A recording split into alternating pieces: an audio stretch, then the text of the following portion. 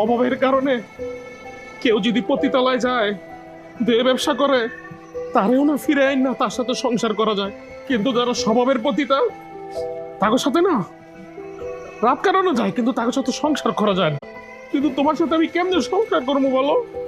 ধরো আমি অফিসে গেলাম, তুমি তুমি বাসায় আসছো, তারপরে তো আমার একটা সন্দেহ হইব যে আমার বউ মনে অন্য কারোর সাথে শুয়ে রয়েছে, আমার বিছানায়, আমার খাটে।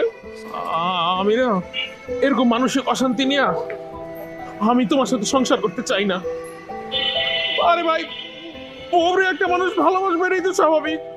আমরা পুরুষরা যখন অনেক বেশি ভালোবাসি না, তোমরা তোমাদের মধ্যে কিছু মেয়েরা তখন না স্বামীরে বউর গোলাম বানায় দাও। মনে করো কি ও আমার গোলাম, আমার কথা মতো চলবো, আমার কথা মতো উঠবো বসবো।